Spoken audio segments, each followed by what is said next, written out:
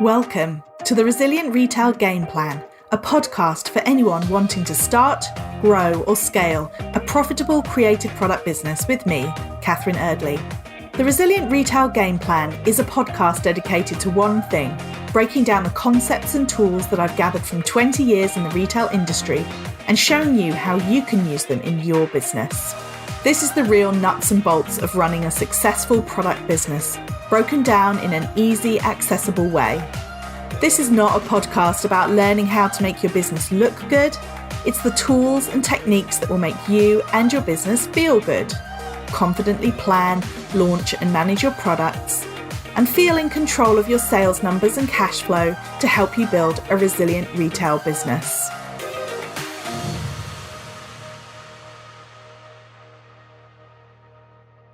Today's podcast is a little bit different. Hi, I'm Catherine Erdley and I'm normally the host of the podcast, but today, in fact, I am the guest.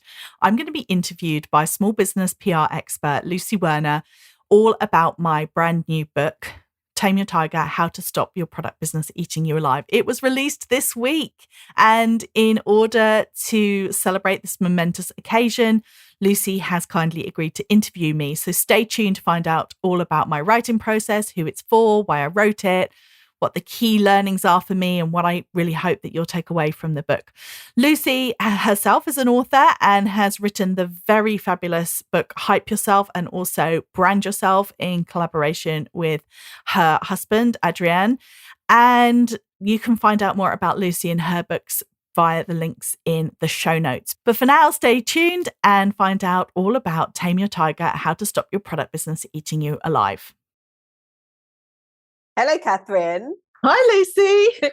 Well, this is a turntable event for us today because I'm actually getting to interview you on your own podcast. I know, it's exciting. The world's gone crazy. So let's start with the basics of why I'm here today, which is because obviously you've got a new book that you're birthing out into the world.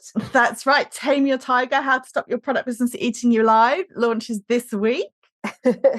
And for those of your listeners or new people who haven't heard anything about the book before this conversation, can you tell us a little bit about what it's about and who it's for? Oh, yes. So the book is really designed for anybody who's ever asked themselves, why does my business not make more money? And I've been thinking about writing a book for a while. It was on my list for, your kind of dream list for the year for probably a few years in a row. And then I decided last year, 2022, that this was going to be it. I was going to write it this year. I think for me, what it boiled down to was that I would meet people or I'd talk to people about their businesses. Obviously, it's what I do all the time. I have one-to-one clients. I have my membership group, the Resilient Retail Club. I talk to people on social media all the time, meet people at events.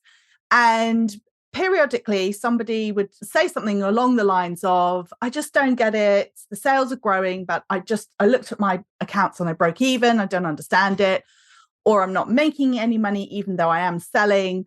Or they'd say, I just don't understand why I do all these things. And then at the end of the day, I don't make any profit. So it's all about that whole idea, turnover is vanity, profit is sanity. And my very specific niche knowledge that I've realized over the years is that I have a background in how creative ideas make money, how products make money. And I spent 17 years in the corporate world working with budgets up to £400 million. And day in, day out, what we would be doing was looking at places where you need to focus on if you want your business to make money. So we were looking at our stock levels, we were looking at our profitability, we were looking at our sales, of course, sales, but also what percentage of them came from full price and what percentage of them came through on promotion, what kind of discounting we were giving away, all of these different things. Really, the book was my way of trying to distill all of that, but very much through the lens of spending then 5 years. I've been spending 5 years now with small businesses. So sort of taking those big business learnings, because there are processes and tools and lots of things that big businesses use all the time that maybe, well, most people, if you're a small business, unless you've got that background, why would you know what they are, what these tools are and what to look at in your business? So it's distilling all of that knowledge into a book. The dream is almost, if someone says to me, my sales grew, but I just broke even. I don't know why. I can almost, give them the book. Of course, we're on a podcast. I'm currently holding the book up and showing it to Lucy. It looks great though, listeners. It looks great. Thank you. With my lovely tiger on the front. I can say, here you go, read this and you'll figure it out. So that's the idea. It's about self-diagnosis of, could my business be making more money? And, it could even be that things are going really well, but in the back of your head, you're thinking, well, could I be doing better? Am I missing something here? And it allows you to look at the key areas in your business where you could be losing money or where profit is. Basically, there are 3 areas. Whenever I work with somebody one-to-one, talk to people about the businesses, there's 3 areas that could be a problem, that if they're not making enough money, and it's walking you through what those 3 areas are and how you can identify them for your own business. I love that. And I'm a big advocate as well, taking that big corporate agency experience and applying it to small businesses, because I think small business owners get surprised and shocked by is actually how much stuff we can borrow from big business without having to spend all of the money. We can actually take those lessons, whatever that lesson is, whether that is in branding or PR or in sales or in finance and HR. Yes. So I guess just to be really clear, it's for small businesses who have a product, or does it work for people who have a service-based business as well? It's really for product businesses and the reason it's for product businesses is, number one, I'm a big believer in talking about what you know, and that's my experience. That's what I know. That's what I've got now 23 years experience in big retailers and also small businesses. As I said, I like to stick with what I know and what I really could consider myself an expert in. Secondly, it's because there's a lot of business advice that's out there, and it tends to be generic. When I say generic, it tends to be more relevant for a service business. So a lot of information out there about things like managing your costs, it totally disregards the fact that a product business has a completely different cost structure to a service business. And the main reason for that is its stock. So a service business has, of course, there are costs incurred. And it's funny because, of course, I run a service business that works with product businesses. So I really know both sides of the coin. But I know for a fact that a service business is in a lot of ways simpler. It's harder to scale in a way than a product business. I mean, that's the thing about products, that they're all almost infinitely scalable. But at the same time, there's a very different cost structure for a product business that is just there's not that much information about how you manage that, how you manage your stock, how you look at your profit margins, things like that. So when I wrote the book, I was very clear that I wanted it to be for product businesses. But that said, it's really for anybody. When I say product businesses, that could be if you've got a bricks and mortar store and you're buying your products in from somebody else. It could be if you're a maker, you're making your own products. It could be if you're buying your products from somebody else and selling them online. It could be if you're having your products manufactured. So within the book, there are 3 different case studies. We have Salma, the shopkeeper, who has an independent boutique. We have Emmanuel, the e-commerce seller, who buys products from other people and has them manufactured and sells them online. And then we have Irene, the illustrator, who's somebody who manufactures her own products and sells them online and various other places. But I wanted to show that different kind of experiences because, yes, the business models change, but ultimately the challenges remain the same, almost no matter what you're selling and who you're selling it to and where you're selling it.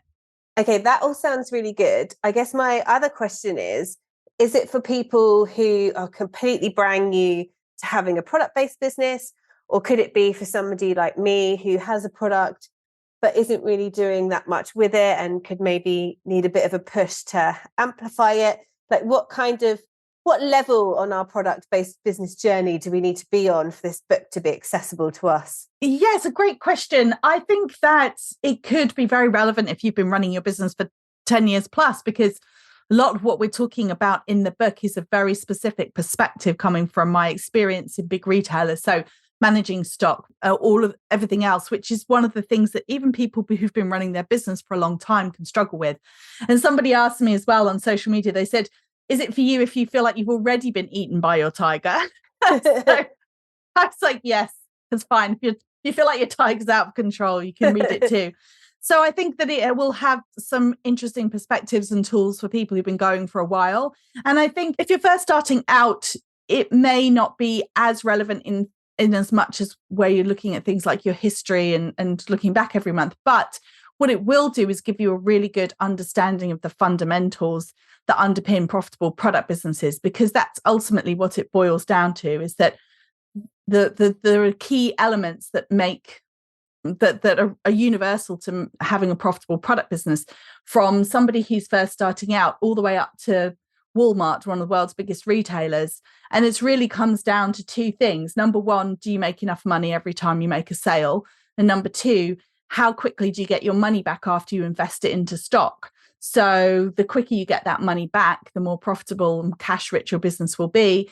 And the longer it takes you to get that money back, the more your money sits around as inventory, then the more cash poor you'll feel. So those are really fundamental principles, which again apply from somebody first starting out all the way up to somebody who's been going for a while, but just thinks to themselves, come on, I've been running this for a while now. I should be making more money at this point. But it helps you just hone in and see, well, is there an issue in one of these areas? Yeah. And I guess it's actually setting you up to start off with those good habits, because if you're not in the product-based world at all, yes, I know from my first-hand experience, when I set up a product, I was just like, do I like this supplier? I didn't even think about, would I end up wholesaling it, and did I need to have any margins? Yeah. To then be able to reduce the price of my product to make it like cost effective with it. All of that thing was new to me. Yes. So I think all of that information is really useful, even for somebody starting out, in terms of the good habits. And you mentioned the book title. How did you kind of settle on that, and what does it mean? What does it mean? Well, funnily enough, the first time I worked on the book, so I published it with Practical Inspiration Publishing, who I know, of course, you published. We're sisters. We're sister publishers. sister authors. Sister authors. There you go. Hype yourself and brand yourself. We're also through Practical Inspiration. So Alison Jones, who runs it, who is a real expert when it comes to business books. I was working with her on the proposal and then the outline for the book. And the first go round, I was going to call it Resilient Retail, which of course fits in with the brand name, with the podcast name, with everything. And Resilient Retail is a phrase I actually have trademarked. So I was going to call it Resilient Retail, something like Big Business Secrets, and for your small business. And as we were going through it, and originally it was going to be more of almost like a thesis, if you like, about what makes a profitable product business. And as I worked on it, I was doing a lot of reading, because, again, one of the things that she recommends is you do a lot of reading as you write, which is a really great tip for anyone thinking of writing. Is that the more you read, specifically business books or really anything, to be honest, the more it helps you understand what it's like to be a reader and what you need. And I realized that it was too theoretical, and it was maybe what I wanted to say, but it wasn't necessarily what the reader needed to read. Yeah. And I wanted to make it, so I kind of switched. I did a full book proposal, outline, structure, everything on the more kind of theoretical. And then I was like, no, this is not right. I want it to be something that someone can pick up and then actually go through the exercises and do this, use it for their own business. And when I was talking to Alison about it, she said to me, I feel like you need some kind of a hook. You need something that makes sense, because what I effectively have done is written a book about numbers for people who are probably started their product businesses to be more creative. So they may be very well numerate, but they probably didn't start their product business because they had a love of numbers and they just wanted to crunch them more. So you kind of already have a little bit of a tension between the subject matter and the types of people who would be reading it, which ironically is kind of how I've always worked, because when I worked in the corporate world, I was a merchandiser and I worked with the buying and design teams, which meant that my entire job for 17 years was explaining the numbers side to creatives. So I think that definitely for me, that experience came in useful in writing this book. So then to bring it back to the tiger, as we were having this discussion about how to hook it in, she said, maybe think of a metaphor. And one of the examples she used, for example, was a book called Watertight Marketing. I can actually see it's on my shelf now, by Brian E. Thomas, which is a great book, by the way. Highly recommend it. But it has this notion of putting people through your funnel. And then if there are leaks in your funnel, and you have to kind of stop the leaks. So she said, there's a very clear visual for what you're trying to get across in the book. And so I started thinking about this for my book. And I just started trying to think about the fact that often when I'm working with a product business owner and I'm talking about what's going on in their business, often I almost can pick up what's happening from how they feel. So it's like they say, I feel like I don't have enough, or I feel out of control, or I feel like there's never enough money in the bank. And sometimes it's the way that the owner is feeling about the business that helps me work out kind of, right, well, where do I think the issue is? And so then I started thinking about, how does it feel to have a business that is cash hungry and unpredictable, and sort of you feel out of your depth with it? And that's where I came up with the idea of a tiger. So it's kind of like, it feels a bit like a tiger. And what I say at the beginning of the book is that the thing about a creative product business is it seems so nice when you start it. So you're like, you know, oh, I'll make candles. I love candles. I'm going to make candles. And it's like, you see this little fluffy, stripy ball of fur by the side of the road, and you pick it up and you're like, oh, it's so cute. I'm going to take it home. And then you feed it and you care for it and you spend hours thinking about what it needs and you do all these things for it. And then one day you're like, actually, this isn't a tabby cat, it's a tiger. Like, you know, so that was kind of the start of it for the metaphor. And then what it then boiled down to. So I mentioned earlier these 3 areas that people have problems with in their business. And it really comes down to, number one, what I call the bite. So how much of a bite are your costs taking out of your profits every time you make a sale? So that's the first issue, because if the bite's too big, then it's dangerous. So as small business owners with a retail product, we should be able to instantly go, this is what the bite is. Yeah, the bite is all of that money that you think you're getting from your sales, but then all of these other costs kind of take bites out of what's left for you. So that's the first one. And then the one of them is how much you're feeding your tiger, so the stomach. So that's all about your fixed costs, because it can be that your fixed cost, you're feeding it too much, and therefore it's getting too big and too scary. Although, to be fair, I'd say that is less frequently the issue. Probably the biggest one, we were talking earlier and you asked me my favorite tip from the book. So this is probably my favorite part, and the bit, if people can just remember this and nothing else, it would be great. So there's the notion of the 80-20 rule. Well, it's not a notion. There is the 80-20 rule, the Pareto principle, which says 80% of your results comes from 20% of your effort. And how that translates for a product business, and this is true, I've run this analysis for a lot of businesses, including multi-million pound businesses, is that 80% of your sales come from 20% of your stock. So 20% of your products will be your best sellers, and they have a disproportionate impact on your sales. So that, if you think about that, on the flip side of that, that means 80% of your stock, so the vast majority of your stock, is only producing 20% of your sales. And in retail terms, we always refer to that as the tail. So the tail is literally the unproductive stock outside of your best sellers. And the name of the game is, you want as little stock as possible, as little money as possible tied up in that tail, because that is unproductive stock that will absolutely kill your cash flow. That is literally what sinks businesses. So the phrase from the book is, the bigger the tail, the bigger the tiger. So the more stock you have, unproductive stock you have, the more likely you are to have a business that is really unpredictable, hard to manage, and really cash poor. So those are the 3 places: the bite, the stomach, and the tail. And that's what makes it a product business, a tiger.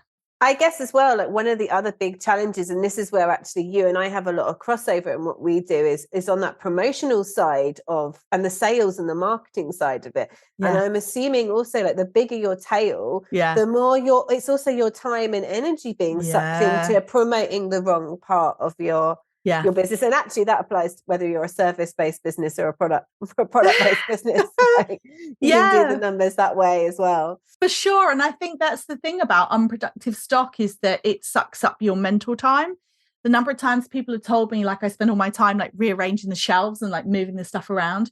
It sucks up your physical space. So some people have had to actually build or move to larger units, and actually all they were doing is housing their unproductive stock. And it sucks up your money. So I always say to people, if you think about, if you've got a product and it's, you know, £5, don't think of it as a you know, £5 mug or £10 mug. Think of it as a £10 note. And then suddenly when someone says, where's the money in my business? You're like, oh, I get where the money is. It's like literally all around me in these boxes and racking and everything else. So yeah, and I just think that again, it's in big retailers that tail, that unproductive stock, that is such a focus. I mean, they literally, I mean, for 17 years, I had stock targets I had to hit each month. And if we didn't hit them on a repeated basis without a good reason, they would fire you, like quite without without a backward glance, So, and I think that's what's so interesting about stock management is it's probably one of the biggest disconnects between big retailers and small retailers is that big retailers are obsessed with it, and small retailers, some of them just, most of them just have no concept of even needing to set a limit on their stock. And so it can just build up and build up. So that's really, again, with the book, it's about looking at those three different areas. And, for some people, they pretty much make to order and stock build up isn't an issue for some people, but they don't make much money on their margins. For some people, actually, they have really good margins, but they just have way too much stock for their sales. So that's really what I'm trying to address with the book is those three areas and how you can self-diagnose what you need to look at, how you need to pull the analysis and what to do with it when you've done it. And, if you've identified there is an issue, how do you make it better? How do you work towards making it better? Yeah.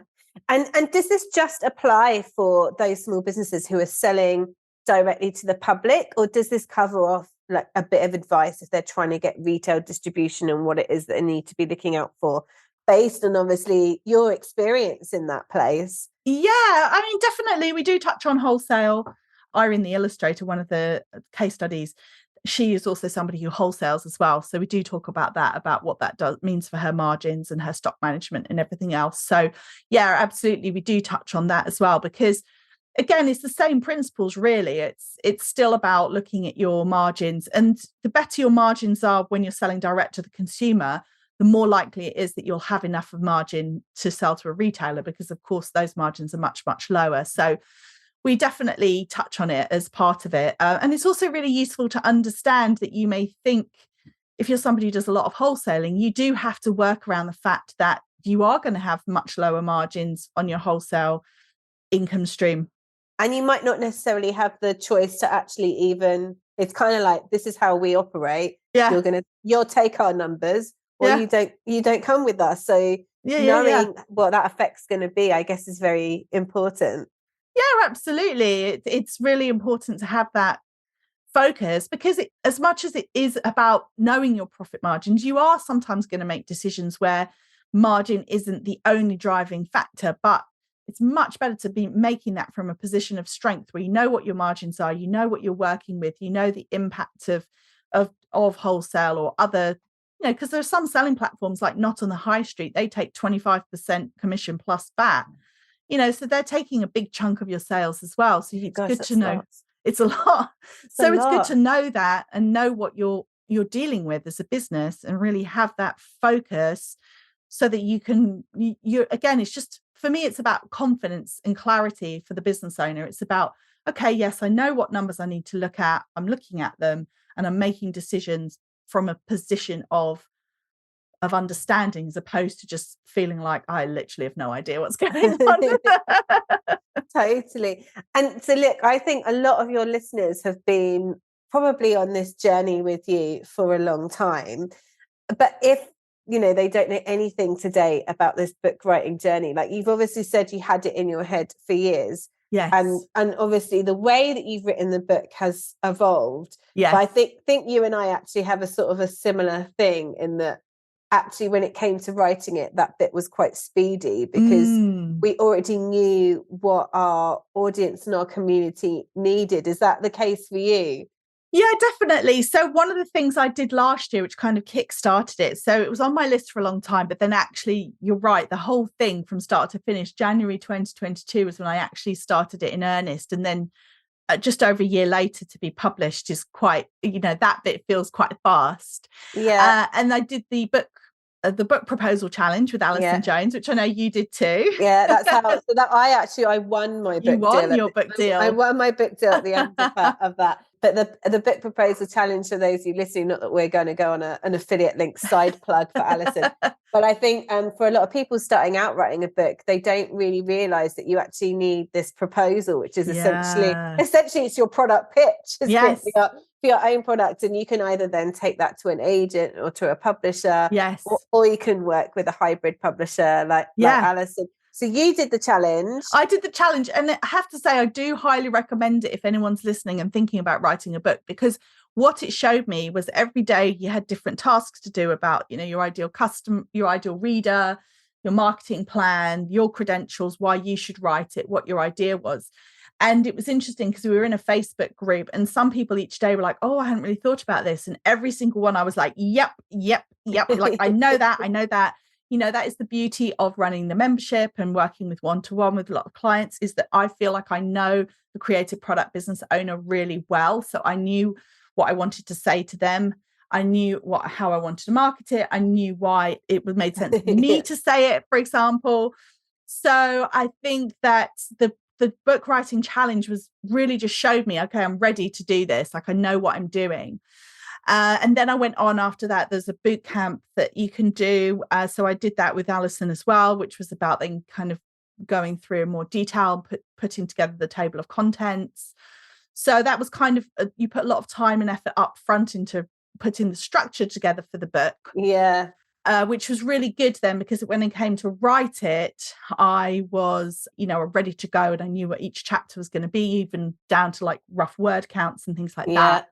Yeah, I think because I did that boot camp as well. And I think whether you are writing a blog post or you're writing a book or you're writing a content calendar for your social media to like market your product, having the kind of the overarching headlines and the subheaders, and how many words you need for each section, it gives you a really good starting block to get out the gate, doesn't it? Yeah. And then it was just a question of heads down and doing it. And I kind of, that bit took probably about 3 months, I think. I wasn't doing it all day, every day, but I was working on it probably a big chunk of the week, I'd say. And then it obviously evolved through that. I don't think I stuck exactly to the word counts. So that was probably one of the hardest bits, in as much as it wasn't hard. Writing, it wasn't too bad, but I did get to a point at the end where I was like, I just don't know if this is any good. I think it's probably terrible. Did you, by the time you handed in your first draft, did you think, I hate it? Yeah, I was just like, I can't look at this anymore. I have to, I can't. And I literally got ground to a halt and I couldn't do any more to it until someone had told me it was okay. Do you know what I mean? Yeah, I think that's a sign of a writer. I think like if you don't feel like that, if you feel like you hand in your first draft and like, I've just smashed this, you probably haven't. I think it's completely normal. Yeah, it was very rough. The first draft was very rough. Yeah. Because partly it was just like getting stuff down. And this is the thing, you really can't edit as you write. So when I write, for example, if I write a Forbes article, I do what I call like the shit first draft, is what I call it. I literally just have to get it down, and then I spend quite a lot of time tinkering with it. Whereas with the book, you just literally have to do the whole thing as like the shit first draft. You just have to be like, I've got to get it out. I'm just going to keep writing. I've got to keep going, because it's such a sort of overwhelming thought to write 50,000 words. But I got it all down. I was like, I can't look at it. I can't even self-edit. I just have to give it to somebody else to look at. So then it went to what they call a development editor, which is someone who literally just says like, is this structure okay? Is it kind of readable, like this kind of thing? And that was, I got really positive feedback from the development editor, which was brilliant. That really helped spur me on. Gave me the confidence to go back and then re-edit. So then I probably had about 6 weeks where I was re-editing everything, kind of going back over it, actually tidying it up and making it readable. It went to the second development editor. We went with a different one the second time, because the first one was so positive. Alison said, well, I don't know what else, she was really positive. So go for it, go for someone different, because they'll have a different perspective. And so they came back, again, very positive, couple of tweaks. At that point, I sent it out to the beta readers, which was probably the most nerve-wracking. That was like the point at which I'd picked about 6 people who represented really great. Actually, I'd asked if people wanted to volunteer. So I had a bunch of volunteers and I went through them and picked like a nice cross-section, which was great. And that was probably one of the most nerve-wracking things, because that was like the first time that somebody was actually going to read it. He wasn't being paid to do so. He wasn't a development editor. And I got really great feedback, really positive, but also constructive, played around with. I don't think at that point each time it was like smaller and smaller changes, but just sort of some of the flow of things. Then it went through to, then he had a copy edit. So actually kind of like polishing it up. And I was able to ask them some of the questions, some of the feedback I'd had from the beta readers, like, do you think this needs tweaking? And so that was a really good process. And I enjoyed that part. So they could finally get to the point, I think probably around August or September last year, where we were ready to go with the final version. July, end of July, I think it was the final. It's quite quick, isn't it? Yeah. And so now that it's here and it's out in the wild, do you have a kind of a dream big for it? Like, I would love to be on BBC Business News holding my book up. Like, what's your, like, I don't really want to tell anybody, but Lucy's asking me now on my own podcast, so I've got to tell them. Let's see, dream big. Well, I think for me, when I first wrote it, my kind of dream was, I'm a big fan of Mike Michalowicz, who wrote Profit First. I'm always recommending Profit First to people. And what I love about Profit First as a book, which is all about, if anyone's not read it, go read it. But it's all about managing your business finances, but it's very simple. You're basically a massive numbers geek. I know, I am a massive numbers geek. But what I love about Profit First is that people tend to kind of recommend it to people, and they say, I implemented this in my business and it made a real difference. Like for me, I guess the big dream is that it really does help people. The people will be like, oh my God, you're having issues with that. You should read Tame Your Tiger. I read it and it totally helped me fix this issue. I think, if it can be genuinely useful, I know that sounds really cheesy, but I'd love for it to be something that people really share with each other and share with business communities, and it's really helpful. Yeah, sometimes I think to myself, would it be fun to do like a reality TV show? They do all these ones like the pottery throwdown and the glow up, like the makeup artist. Like, what if you had one which was product businesses? Like, sometimes I think I'd love to do that, like a TV show where you had 10 contestants running their product businesses, and they had to he was or the retail episode of The Apprentice. You could just step into that one. Yeah, there you go.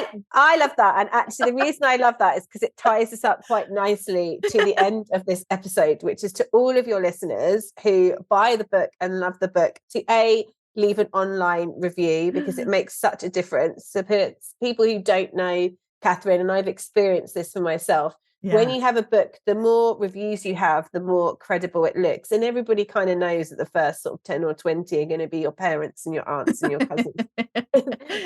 We all kind of know it's friends and family. So once you start to get beyond that kind of 50 review mark, there's like a genuine appetite for it. So please support Catherine by reviewing her book, because it means when strangers on the internet are looking, that it's going to probably be one of the things that sways. And it does become, it's not like, oh, there's one 5-star review. It is about the quantity. So definitely do that. And also my kind of tip to all of you, if you want to support Catherine's book or any small business, is it's very easy to just do a quick repost or a reshare of a story on Instagram. But actually doing a talking video or saying in your own words why you support somebody can make such a big difference. So if you haven't got your copy of Tame Your Tiger, not Resilient Retail, Tame Your Tiger, please purchase your copy. It's available from all good bookstores online. Is that correct? But yes, I've been pointing people towards bookshop.org because I think they do great work supporting independent bookshops as well. So, and I'm sure, because Catherine's been lectured by me enough times, that she's got a link in her bio to buy the book at all times, and she'll put it in the show notes. So grab your copy, talk about it, share it with your friends, buy it for your friends who are starting their own small businesses and need help knowing their numbers, and then review. Catherine, it's been an absolute honour to host you today. Big congratulations. We're all here to champion support you, and I can't wait to see where the book goes. Thank you so much. Thank you so much for listening. I really enjoyed that today. It was quite the experience being on the other side of the microphone. Thanks again to Lucy for interviewing me, and head over to Lucy Werner PR. That's LucyWerner PR. on Instagram to say hi to her, give her a follow. And of course, check out Hype Yourself and Brand Yourself as well. If you have a moment to rate and review the podcast, then it means the absolute world to me. Of course, if you subscribe in iTunes or follow in Spotify, then you'll be the first to know about every new episode. And yes, if you do have a copy of the book, then I would absolutely love it if you left me a review. As Lucy said, they are so important. So thank you so much to everyone listening, and see you next week.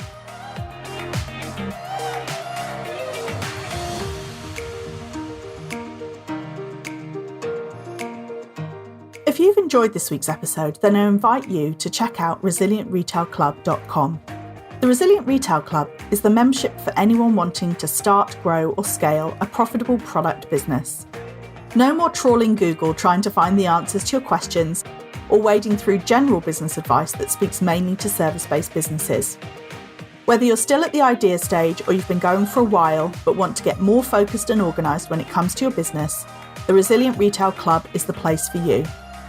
With a library of courses tailored to creative product businesses, several live sessions a month, and a supportive and active community, the Resilient Retail Club is the perfect membership to help you hit your goals faster. Check it out at resilientretailclub.com.